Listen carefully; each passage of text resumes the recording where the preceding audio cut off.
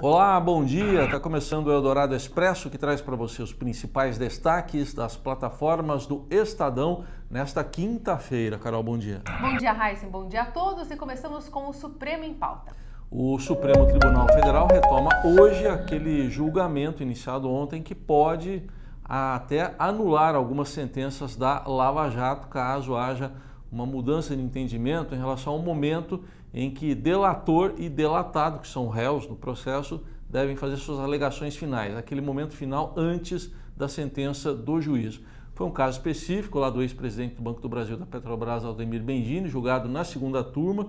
Agora um ex-gerente da Petrobras, o Márcio de Almeida, está pedindo para que o caso dele seja revisto também, para que ele seja o último a se manifestar e com isso tenha a sentença anulada.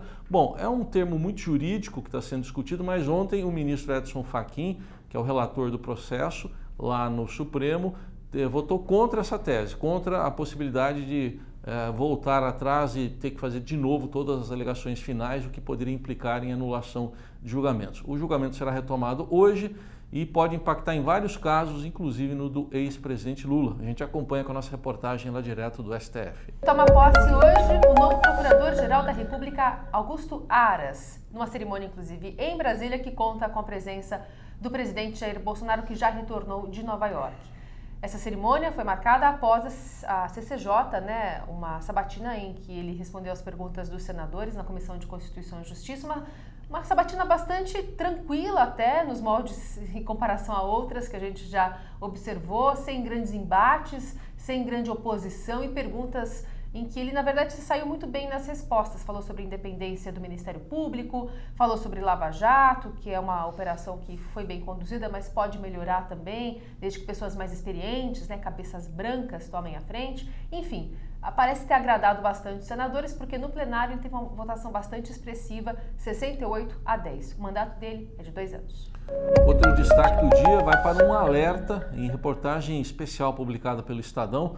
O número de policiais que se suicidam já supera o número daqueles que morrem em confrontos. São 104 casos no ano passado contra 87, 104 suicídios contra 87 mortes em confronto. Os números são do Fórum Brasileiro de Segurança Pública, mas foram compilados também pela ouvidoria das polícias do Estado de São Paulo, com dados do Estado de São Paulo, mostrando um alerta aí para as autoridades. Aliás, no caso da Polícia Militar, é a segunda causa de morte, o suicídio, perdendo para aqueles policiais que morrem fora de serviço.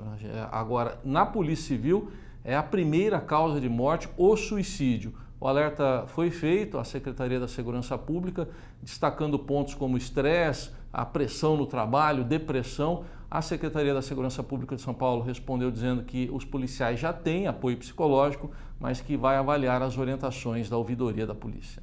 Sob pressão e após 24 horas da abertura do processo de impeachment contra o presidente americano Donald Trump, a Casa Branca liberou aquele diálogo entre Trump e o presidente da Ucrânia. Na verdade, foi uma transcrição editada, não foi na íntegra divulgada, nem a gravação dessa conversa que ambos tiveram por telefone. A questão é que essa conversa ficou claro em que Trump pediu insistentemente a Zelensky que investigasse o seu principal opositor na eleição de 2020, que é o Joe Biden, e também o seu filho Hunter.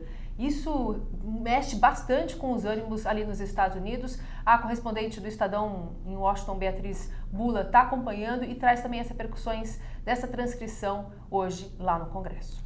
No esporte, destaque para a Copa Sul-Americana. Ontem à noite foi definido o primeiro finalista, é o Independiente Del Valle, que em Quito empatou com o Corinthians, do técnico Fábio Carille, por 2-2. Carille disse que o Corinthians errou no mata-mata quando perdeu aqui, que em mata-mata não dá para errar. Bom, hoje sai o adversário do Independiente Del Valle. O Atlético Mineiro recebe em Belo Horizonte o Colón da Argentina. O Colón venceu o primeiro jogo por 2-1, mas se vencer por 1-0, o Atlético está na final da Sul-Americana e o campeão tem vaga na Libertadores no ano que vem. Destaque também para o Brasileirão. Hoje tem, entre os vários jogos, tem Palmeiras e CSA em São Paulo, tem Fluminense e Santos no Maracanã. O Palmeiras na perseguição do Flamengo, que ontem ganhou do Internacional por 3-1, está nesse momento com 6 pontos de vantagem em relação ao Palmeiras. E hoje, Avery Road completa 50 anos, foi o último álbum dos Beatles, né? Tem toda uma conexão com 26 de setembro de 1969 e leva o mesmo nome,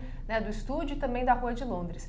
Aliás, tem hoje o caderno Viagem do Estadão, uma lista bem interessante com sugestões de viagens ou de lugares lá em Londres que você deve visitar se você tem alguma preferência, enfim, gosta dos Beatles. Também a Rádio Dourado preparou uma playlist com algumas músicas das regravações desse grande e emblemático álbum dos Beatles. É isso aí, estes e outros destaques, então você acompanha nas plataformas do Estadão nesta quinta. Um ótimo dia, até amanhã. Até amanhã.